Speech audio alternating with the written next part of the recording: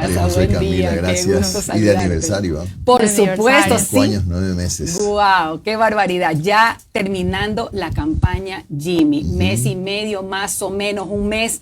¿Cómo ha estado? ¿Qué tienes preparado para hoy? Sé que hicieron el cierre de campaña ayer, ¿no? Sí, ayer un saludo cordial para todos los oyentes y televidentes del programa. Contento de estar justo el día del aniversario y contento de haber cerrado ayer la campaña, digamos, con una movilización, ¿no? Hoy vamos a hacer un cierre diferente. Escogimos miércoles porque muchísimos candidatos cierran hoy, cierran en Guayaquil y, entre otras cosas, se trataba de no generar molestia y tener pues la libertad de poder hacer un bonito recorrido. Efectivamente lo hicimos ayer con lluvia y todo, porque justo acertó ayer el INAMI, justo ayer, y estaba lloviendo al comienzo de la caravana con lluvia, pero lindo, salimos de La Garzota, terminamos en la ciudad del 9 de octubre, y fue un recorrido hermoso, la verdad, muy bonito, con todos los candidatos, fundamentalmente de Guayaquil y candidatos nacionales también.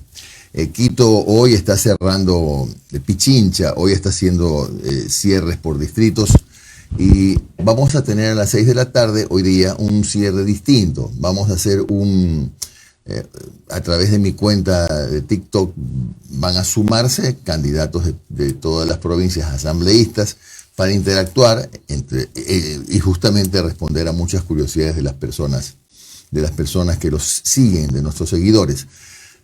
Más allá de los cierres provinciales, vamos a hacer algo distinto, diferente, ¿no? Un cierre, digo yo, original. Vamos a hacer un cierre original hoy a partir de las 6, así que el que quiera integrarse a las 6 de la tarde estarán todos los candidatos del Centro Democrático en mi TikTok. Estoy haciendo un TikTok diario también. Qué bárbaro, ahora es digital, presencial, todo. virtual, ahora hay que hacer en todas las facetas. Claro, lo difícil es poder pautar, porque las campañas, el que cree que la plata cae del cielo está equivocado, son muy complejas, lamentablemente muy costosas y competimos contra chequeras bastante gruesas.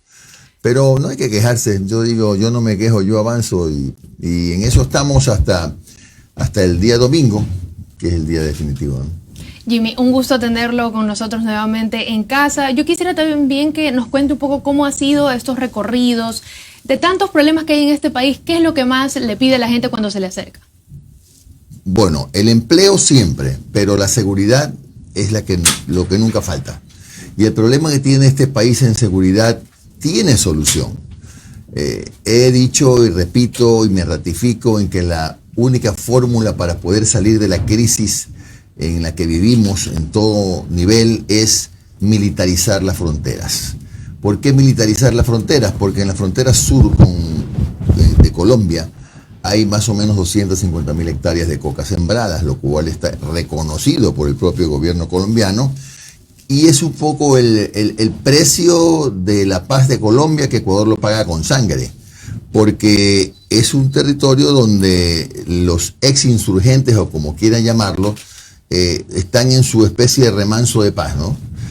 Sin embargo, como la mitad de la frontera con Colombia, que son 570 kilómetros, tiene muy poca presencia militar nuestra, la droga ingresa pero a raudales todos los días. Y por eso es que somos el país de tránsito más importante del mundo, porque no es como cándidamente alguien puede creer que son unas avionetitas que llegan a pistas clandestinas o que caen los bloques de droga en drones. No, entra a raudales por la frontera norte que no está militarizada. Entonces lo que hay que hacer es militarizar la frontera norte para evitar el paso de la droga, porque mientras esté abierta esa llave no hay solución.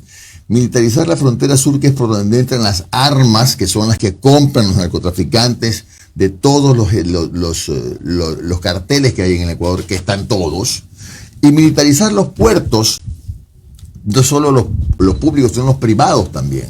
Y veo ya por fin que los puertos privados un poco adelantándose, ojalá que sea porque me han oído, pero ya se han adelantado a buscar la manera de prestar toda la ayuda a los militares para que puedan hacer controles que no sean solamente aleatorios, el 10%, que eso es muy poco.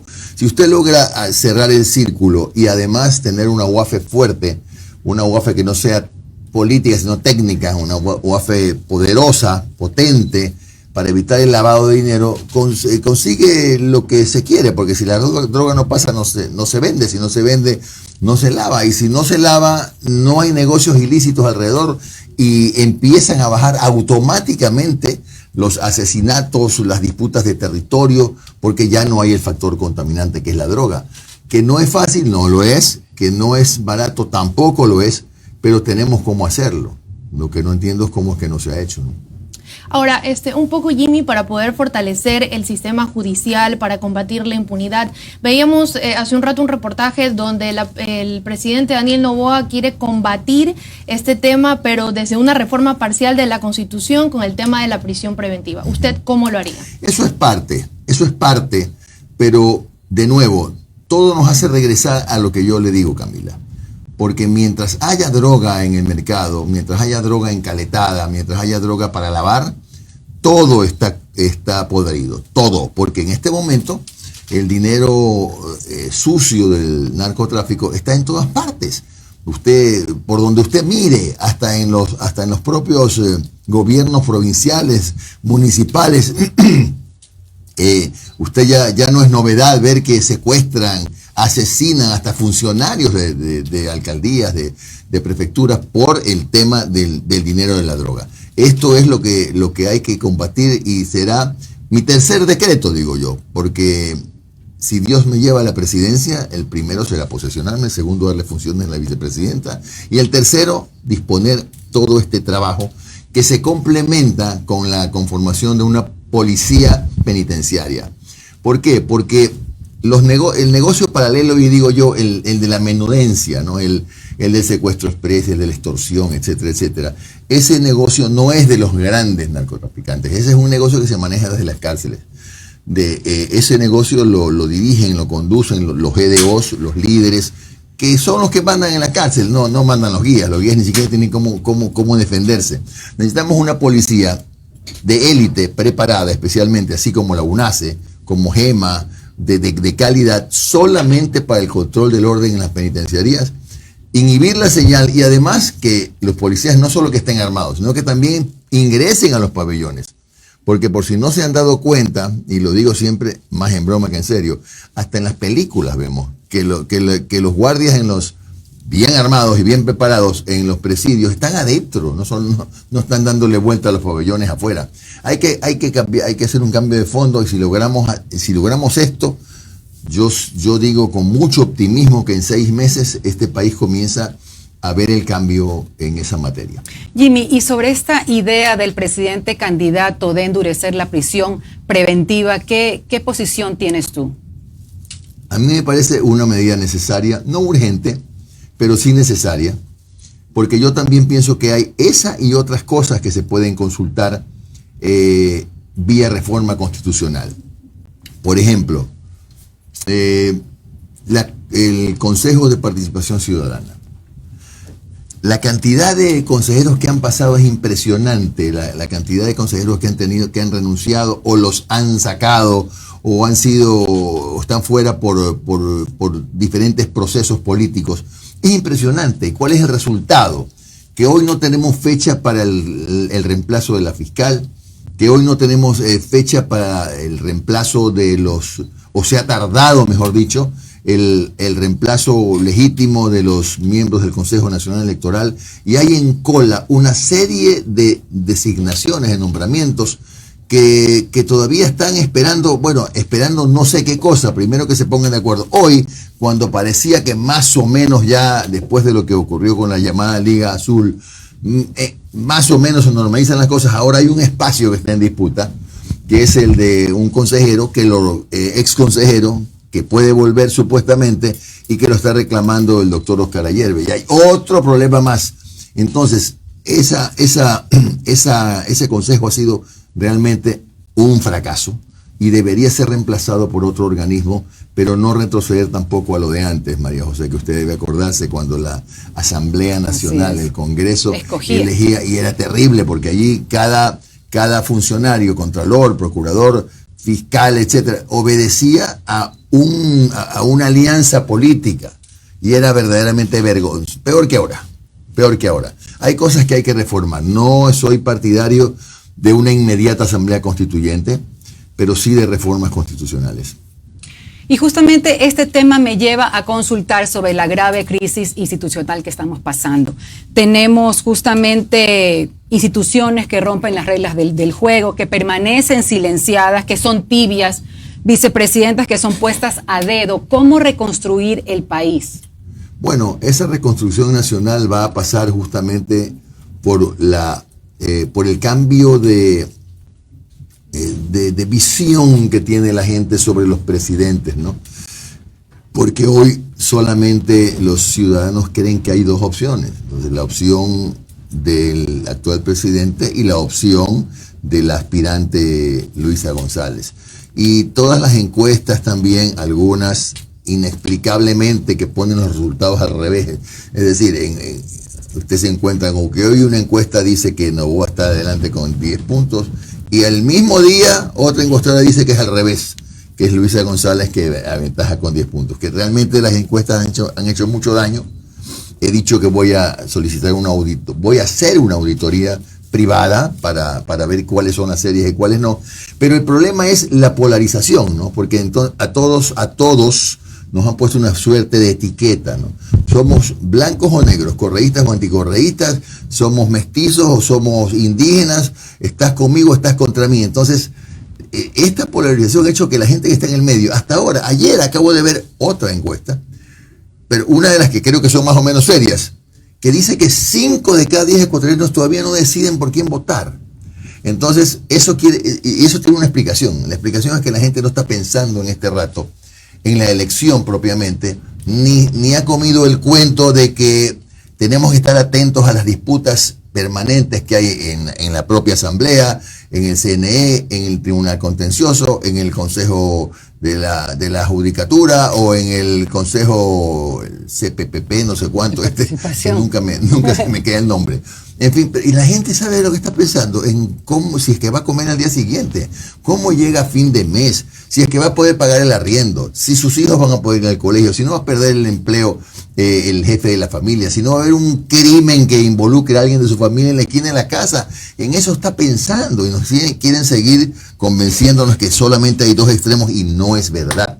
Hay una opción en el centro que nosotros sentimos y queremos que representamos, y la salida del país es justamente una opción pragmática, práctica, que no sigamos pensando en que, por ejemplo, abrir el Ecuador a los capitales privados, por ejemplo, para que inviertan vía concesión, por darle un ejemplo, en las nuevas hidroeléctricas, es un atentado contra la soberanía. Eso no es ningún atentado contra la soberanía. El atentado contra la soberanía es que la gente no coma, que no tenga trabajo o que no tenga acceso a la salud, porque esos son atentados contra la soberanía. Pero, por ejemplo, por la vía de la concesión podemos atraer capitales frescos, no capitales de los tantos que hay en el Ecuador que son contaminados, capitales frescos para poder invertir, así como las carreteras. Pues este año, por ejemplo, termina la concesión de la carretera en la prefectura del Guayas, que nosotros administramos esas vías 10 años. Y el Estado es libre, al recuperar las vías, de decir, a ver, yo Estado lo administro, o prefectura, proceda y vuelva a licitar. Y eso es perfectamente válido. Y el Estado no dejó nunca de fiscalizar ni de regular ese proceso de 25 años. Lo mismo hay que hacer por ejemplo, con las hidroeléctricas. Lo mismo se puede hacer con los parques eólicos para hacer la transición a la energía alternativa, lo mismo para los grandes campos de paneles solares, etcétera. Y antes de que me pregunten, ¿de dónde va a sacar la plata? Si estamos pisando la plata, hay 40.000 millones de dólares en reservas entre gas y petróleo que no los hemos utilizado sin tocar el ITT, que eso ya es cosa juzgada. Error o acierto, pero ya es cosa juzgada. Pero hay plata, hasta para hacer esa transición a la energía limpia se necesita plata. Y esa plata está debajo de la tierra. Lo que hay que hacer es explotarla con inteligencia, como está haciendo todo el mundo. Cuando uno mira alrededor, dice, a ver, Argentina, México ahora, hasta Guyana, en Europa, países socialistas de espíritu socialista como Noruega, Finlandia, Suecia, están explotando petróleo, las reservas para el tránsito de la energía limpia. ¿Por qué nosotros no? Entonces los equivocados somos nosotros, no es el mundo. De manera que hay que tener, este país necesita un presidente práctico, un presidente no ideológico, para que, por ejemplo, sea capaz de conformar un gabinete con los mejores perfiles de hombres y mujeres, sin importar su origen político. Si es de izquierda está bien, si es de derecha está bien, si es de centro está bien, con tal que sean los mejores. Un gabinete diverso, eso es lo que le hace falta, entre otras tantas cosas, a este país. Y por cierto, decidirse a explotar las reservas que tiene para no seguir dependiendo del Fondo Monetario Internacional.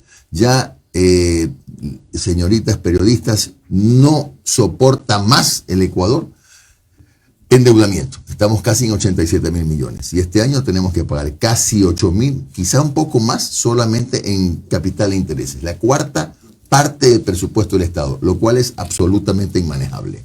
Jimmy, y justamente con este tema de política exterior, ¿cómo usted va a manejar las relaciones internacionales y los aliados estratégicos? Le pregunto esto porque hace unos días se anuncia que Ecuador impondrá el 27% de aranceles en las importaciones mexicanas. Claro. ¿Cómo llevar esta situación? Ya, como yo he dicho, yo seré un presidente práctico e incluso antes tengo que contextualizar todo para poder opinar. ¿Cuál es el problema con México? El problema con México es que no hemos firmado un TLC porque México quería firmar ese TLC excluyendo productos ecuatorianos de gran valor, como los, no precio, de gran valor, como los camarones, por ejemplo.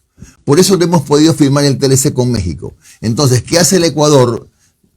Gravar con el 27% a los productos mexicanos, que básicamente afecta a las medicinas. No sé si eso sirva para presionar a firmar el TLC, yo creo que no sirve, pero trasladándonos al Ecuador, eso no significa tampoco que la gente se va a morir en la calle porque no hay las medicinas mexicanas, no, eso significa que hay que escoger las otras alternativas que da el mismo mercado, porque aquí importamos de la India y de Hungría las mismas medicinas y los laboratorios nacionales pueden producir las mismas medicinas. Entonces hay que ver las cosas como una oportunidad, no solamente como una tragedia. Y una cosa que sí debo decirle, independientemente de quién sea el presidente y de analizar si fue o no correcto eso del arancel del 27%, yo estoy verdaderamente indignado con lo que he escuchado de periodistas mexicanos, cómo se han referido al país. Se han referido al país de la manera más grotesca, nos han ninguneado, como se dice en la calle, nos han reducido a la condición del patio de atrás de cualquier casa. Una verdad, y yo realmente revisé todo, todo, y es una especie de unanimidad la forma déspota como trataron al Ecuador. Así que yo creo que como ecuatoriano, en lugar de contentarme como político, digo, qué bien, le están dando duro al presidente de la República. No, el problema no es quién sea el presidente, podría haber sido cualquiera. El problema es cómo tratan al Ecuador. Y no, ni siquiera, vea, lo del gobierno fue lo más light. Que diga la señora Sheinbaum, que no ha probado camarones ecuatorianos, que los camarones de Sinaloa son más ricos. Por favor, eso han de tener hasta pólvora. Pero bueno, perdón por la broma. Hablando en serio, pero lo que decían los comunicadores, con una suerte de ínfulas de superioridad terrible, a mí me pareció de muy mal gusto. Eso es lo feo cuando hay una relación que está lastimada, que ya recordemos lo que lo está por el tema de la ocupación de la embajada, y estas son las cosas que ocurren y que no deben ocurrir, porque necesitamos un presidente práctico, pragmático, no ideológico. Eso iba a decir. Justamente, ¿no crees también que el presidente tuvo ínfulas al querer copiar, digamos, acciones de Trump imponiendo un 27% de arancel? Pero si ínfulas de lado y lado. Si nos ponemos a comparar, yo ahorita creo que estoy más como periodista que como candidato. Lo de nosotros es una cosita de este porte. No podemos compararnos con la reacción de Trump, ¿no? Pero una cosita de este porte. lo feo del tema, es que no solamente la exposición grosera de los periodistas mexicanos, es que nosotros no hemos aprendido todavía a comunicar las cosas bien. Porque si el Ecuador hubiera dicho, porque la preocupación de la gente en la calle es, con esta crisis, todo el mundo se preocupa. Caramba, y ahora la medicina para tal cosa, no la voy a tener. Sí la vas a tener. Tienes que decirle, a ver, estas medicinas ya no van a llegar, pero están las de acá, que están llegando y son las mismas. Y los laboratorios del Ecuador van a tener oportunidad de producir acá. Pero comuníquelo como una oportunidad, no lo comuniquen como una tragedia o como un desquite o como una venganza. Porque además que no hay lugar a comparar. No hay lugar a comparar. Me parece que ahí hubo un problema de comunicación. Jimmy, y justamente hablando ya de Trump, tenemos que entrar en todo caso al tema de los migrantes. Totalmente. Todos estos días, estas semanas, hemos visto las imágenes desgarradoras de nuestros migrantes regresando esposados, contando historias de, digamos, vulneración de derechos importantísimos. ¿Qué piensas tú al respecto? ¿Cuáles serían en todo caso las políticas en un eventual gobierno? Desde el primer momento he rechazado la forma como se los ha tratado. Sobre todo porque nosotros los ecuatorianos sabemos lo que ha significado el aporte de los migrantes para nuestra economía. El año pasado fueron más de 5 mil millones de dólares. Es gente que ha trabajado, se ha sacrificado, ha dejado botada a su familia muchas veces para producir afuera, para trabajar, para producir y para enviar remesas constantemente, que es parte importantísima del presupuesto de cada año. Eso yo lo rechazo como ecuatoriano y sí es una abierta violación a los derechos humanos de estas personas. Pero también, otra vez, desde el punto de vista práctico, ¿alguien le va a hacer cambiar al señor Trump la idea de mandar a los ecuatorianos así? O a los haitianos, o a los bolivianos, o a los qué sé yo, de qué nacionalidad. ¿Alguien lo va a hacer cambiar? No lo van a hacer cambiar. Nuestra preocupación tiene que ser qué hacemos cuando llegan. Esa es la preocupación. Y yo no creo que se arregle el tema entregándoles un sueldo. Tiene que arreglarse el tema mediante la oportunidad que tiene que darles el país, como por ejemplo a quienes puedan emprender, créditos a larguísimo plazo, a mínimos intereses, y si se quiere llamar subsidio, pues que se llame subsidio. Es una forma de honrar todo lo que han hecho por nosotros. Y no solamente eso, el gobierno debe intentar también llegar a acuerdos a cambio de beneficios tributarios con empresarios privados responsables que cumplan con su trabajo para que puedan incluir en su nómina a los trabajadores que vienen de afuera, que lo perdieron todo, que no tienen ni siquiera dónde vivir, porque así están regresando, para que subsistan mientras más o menos van reencontrando la forma de rehacer su vida, ¿no? Entonces, eso es lo que tiene que hacer en este rato el Ecuador, porque yo insisto en que el Ecuador puede perfectamente, y entiendo que lo va a hacer, presentar sus reclamos ante organismos de derechos humanos, absoluto, pero no nos olvidemos que cuando pisan el Ecuador, ya es un problema del Ecuador, en este momento ya son los migrantes un problema grave del Ecuador y tenemos que solucionarlo devolviéndoles en parte todo lo que han hecho por nosotros y sobre todo en este programa que hay tanto migrante que nos ve, pensemos como Ecuador, ¿cómo hacemos para honrar todo lo que cada año hacen los migrantes por este país? Todos los años. Y cada año es una cantidad mayor de recursos que colocan en remesas. Ahora, Jimmy, otro tema también que preocupa de tantos en el país es el tema de... ¿Cuál es el que no preocupa? Realmente todo. Ya no se sabe por dónde empezar. A ver, el empleo y la educación, enfocado más hacia los jóvenes. La educación me gusta ese tema. Uno de sus propuestas era el empleo joven. ¿Qué es lo que ustedes plantean? Vea, yo tengo una fórmula que puede funcionar y uso como ejemplo los países donde ya ha funcionado. Y cuando algo anda bien en otro lado y usted lo copia, eso no es malo. Malo es copiar lo que no funciona o los malos ejemplos. Pero, por ejemplo, mire, en Alemania y en otros países de Europa funciona muy bien la educación dual, que significa que los jóvenes de quinto y de los 2 últimos años de bachillerato dividen su jornada entre el estudio y la práctica pagada en empresas privadas. Estas empresas privadas, a las que dedican 3 días a la semana a las prácticas presenciales o vía internet o vía virtual, les pagan un salario, que no es el salario mínimo, naturalmente, pero les pagan un salario a los jóvenes. ¿Y dónde interviene el Estado? En que no solamente que a estos empresarios también les reconoce un premio tributario por la apertura, sino que también son afiliados al seguro y comienzan a ser beneficiarios de la afiliación al seguro social. Y esto también ayuda al seguro social porque tendrá durante 2 años a miles de jóvenes que ya están aportando, jóvenes que ya van a aportar al seguro social. ¿Qué pasa con esos jóvenes? Después de 2 años se gradúan en el colegio, ya tienen experiencia de 2 años y ya han aportado 2 años al seguro. Consecuentemente, yo creo que es redondo, es excelente, funciona. Y si ha funcionado en otras partes, ¿por qué no puede funcionar aquí? Y yo digo, por propia experiencia, los jóvenes a esa edad lo que más tienen es energía. No les va a pasar nada si es que dedican 3 días a la semana, por ejemplo, a trabajar en las tardes. Aquí donde usted me ve a mí, yo sin que eso haya sido educación dual en esa época, yo en 5º y 6º año de colegio trabajaba en las tardes en el diario El Universo. Y los sábados también trabajaba. Y eso me sirvió maravillosamente para el resto de mi carrera. Claro, guardando las distancias, han pasado muchos años, allá en esa época no se sabía lo que era educación dual, pero eso es educación dual. Y estoy agradecido de haber podido combinar mi trabajo con el estudio. Y bueno, gracias a Dios, todo lo que pasó en mi vida como periodista, en parte se lo debo a eso.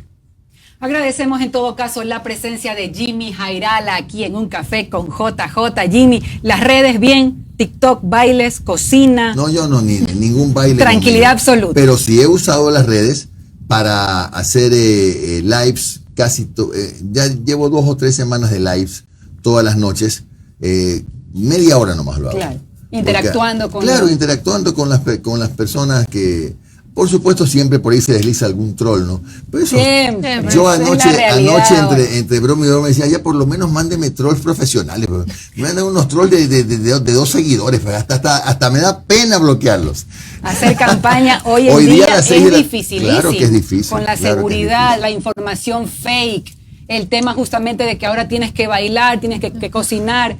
¿Cómo es ahora? Yo no he bailado ni una vez, pero he combinado. Mira, a mí me ha servido mucho. Mi campaña, yo no tengo que presumir de lo que no hay, ¿no? Mi campaña ha sido absolutamente modesta en el sentido, no de calidad de campaña, sino recursos. Pero yo nunca me quejo, yo siempre miro para adelante. Yo he utilizado para bien mucho los espacios que me han dado los colegas. He tenido mucha campaña de aire. Mis propuestas las he podido encapsular en cada entrevista y eso me ha servido para que las propuestas que hago lleguen, ¿verdad? Por ejemplo, lo que me dice Camila de Educación Dual, a lo mejor lo vio en una de mis cápsulas, no creo que se leyó todo el plan de gobierno, nadie lo lee tanto, pero eso me ha servido muchísimo. Yo he aprovechado eso, he aprovechado la fortaleza que sí tenemos en las redes, y lo demás sí, 2 veces di la vuelta al país, pero un trabajo muy sacrificado, viajando de noche para poder aprovechar el día entero al día siguiente en medios y recorridos, y dejamos las últimas 2 semanas y media Guayaquil y Guayas, que es donde está la fortaleza más importante del partido. Pero sin duda una campaña difícil, ¿no? Más difícil es hacerla sin plata, mucho más difícil, pero no es imposible, se puede. Jimmy, y ya para finalizar, me gustaría un mensaje final a todas las personas que todavía no han decidido su voto para este 9 de febrero. Bueno, que todavía estoy hablándole al 50% de ciudadanos que no se han decidido, ¿no? Que sepan que hay una opción, que los extremos pueden funcionar, sin duda. Hay gente muy meritoria, tanto en la derecha como en la izquierda, pero el centro no ha tenido una oportunidad en este país. En este país han tenido espacio empresarios, industriales, banqueros, científicos, todo, pero un hombre de centro no ha tenido la oportunidad. Y esa es la oportunidad que estoy pidiendo a los ciudadanos para demostrar que en este país las cosas se pueden hacer. Por ejemplo, lo que a nadie, hasta ahora, nadie ha tenido el valor de hacerlo y reconocerlo, como transformar a Petroecuador en una nueva empresa que junte petróleo, gas y energía en una empresa mixta, productiva, donde no seamos una vergüenza en la región, puesto que perdemos plata porque lamentablemente la política la hizo polvo, la destruyó y ha tenido 13 gerentes en 4 años. Eso no puede seguir pasando y para eso hay que tener voluntad política. Y desde el centro, cuando uno llega sin ataduras, sin ningún compromiso con grupos económicos, desde el centro se puede hacer un buen gobierno. Así es, fueron las palabras de Jimmy Jairala, candidato a la presidencia por Centro Democrático. Muchísimas